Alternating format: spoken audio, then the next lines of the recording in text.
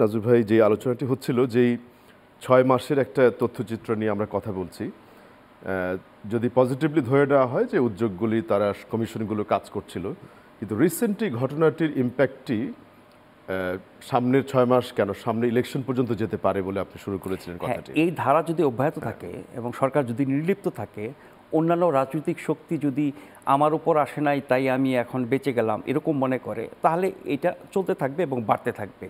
তার শেষ পরিণতি কী হবে আমরা জানি না, ভয়ঙ্কর। এই গতকাল সন্ধ্যা থেকে যে ৩২ নাম্বার গুড়িয়ে দেওয়ার কাজ শুরু হলো, এরপরে রাতভর আজকের দিনভর অনেকের বক্তব্য আমরা শুনেছি। এখন যারা এই ধ্বংসযজ্ঞ চালিয়েছে তারা নিজেদেরকে এই অভ্যুত্থানের শক্তি, আন্দোলনের শক্তি, ফ্যাসিবাদ বিরোধী শক্তি এরকমটা বলার চেষ্টা করছে, কিন্তু আমরা জানি যে তাদের দুটো প্ল্যাটফর্ম আছে, একটা হচ্ছে বৈষম্যবিরোধী ছাত্র আন্দোলন, একটা জাতীয় নাগরিক কমিটি। এই দুটি প্ল্যাটফর্মের কেউ অথবা কোনো সমন্বয় কিন্তু এর সমর্থনে কোনো বক্তব্য দেয় নাই এবং তারা এটার সাথে দৃশ্যত ছিল না বলেই আমরা দেখেছি।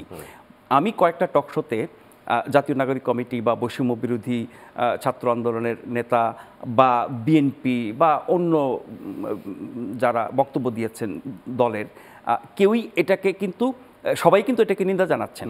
এখন শেখ হাসিনার ১৬ বছরের ফ্যাসিবাদী শাসনের জন্য আপনি প্রত্যেককে ধরে বিচার করে ফাঁসি দিয়ে দেন, শেখ হাসিনাকে পারলে ১০ বার ফাঁসি দিয়ে দেন, কিন্তু আপনি একটা ইতিহাসকে গুড়িয়ে দেবেন, তার সপক্ষে কোনো সুস্থ মানুষ বলতে পারে না। আমি শুরুতে যেটা বলছিলাম যে ইতিহাস গুড়িয়ে দেওয়ার উদ্দেশ্য কি এবং কারা এটা করতে পারে, কাদের রাজনীতি এটা, সেই জায়গায় আমি একাধিক বক্তব্য শুনে বলছি, যাদের কথা বললাম, যে এর মাধ্যমে কিন্তু আওয়ামী লীগকে আর সুবিধা করে দেওয়া হচ্ছে। কিভাবে?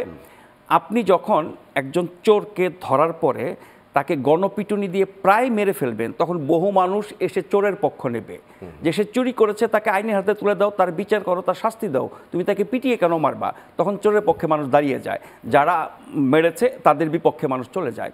এখন যেভাবে এই ৩২ নম্বর সহ সারা দেশে আওয়ামী লীগের নেতাদের বাড়ি গুড়িয়ে দেওয়া হলো, আরও অনেক কিছু করার ঘোষণা দেওয়া হচ্ছে, তাতে করে আওয়ামী লীগ যে অপকর্ম করেছে ১৬ বছর ধরে, তাদের সেই অপকর্ম, তাদের বিচার, তাদের এটা নর্মালাইজ হয়ে যাওয়া, উল্টা জনগণের সহানুভূতি তাদের পক্ষে চলে যাবে, যেটাকে অনেকে বলছেন ভিকটিমহুড রোল প্লে করার সুযোগ তৈরি করে দেওয়া হচ্ছে আওয়ামী লীগকে। তার মানে আপনি এই অপকর্মগুলো করে আওয়ামী লীগের অপকর্মকে ঢাকতে চাচ্ছেন, তাদের সুবিধা করে দিতে চাচ্ছেন, তাদের যে বিচার আচারের কথা চলছে, প্রক্রিয়া আরও অনেক কিছু হবে, সেগুলোকে আপনি নষ্ট করে দিতে চাচ্ছেন। তার মানে হচ্ছে এরা কারা?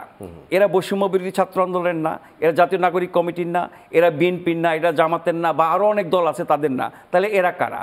ওরা বিক্ষুব্ধ জনতা, বিক্ষুব্ধ ছাত্র, এই নামে তারা এই কাজগুলো করছে। এদের ছবি তো আমরা দেখেছি, প্রত্যেকটা টেলিভিশনে ছবি দেখা গেছে। এই মানুষগুলো কারা, কাদের প্রতিনিধিত্ব করছে, তাদের পেছনে কারা আছে, কাদের ইন্ধন আছে? আমি ধরেন অন্য যে কোনো শক্তির ইন্ধন, সমর্থন এটা খুঁজে পাওয়া যাবে না। একজন বিদেশে বসে উস্কানি দিচ্ছেন, যেটা শহীদ ভাই বলছিলেন, যে তারা একে রীতিমতো পরিকল্পনা করে নির্দেশ দিচ্ছেন, এখানে যাও, এটা করো, সেটা করো, এটা পাঠিয়ে দিচ্ছি, বুলডোজার দাও, গুড়িয়ে দাও, হ্যান করো, ত্যান করো।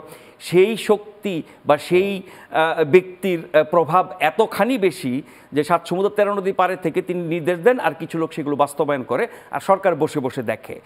এই যে বাস্তবতা আমাদের তৈরি হয়েছে, এটা দিয়ে না আওয়ামী লীগের ফ্যাসিবাদের কি বলবো ফিরিয়ে আনা ঠেকানো যাবে, না আওয়ামী লীগের ১৬ বছরের দুঃশাসন, হত্যা, নির্যাতন, গুম খুন থেকে শুরু করে যা কিছু তারা করেছে, দেশের শাসন ব্যবস্থা, তার বিচার করা যাবে।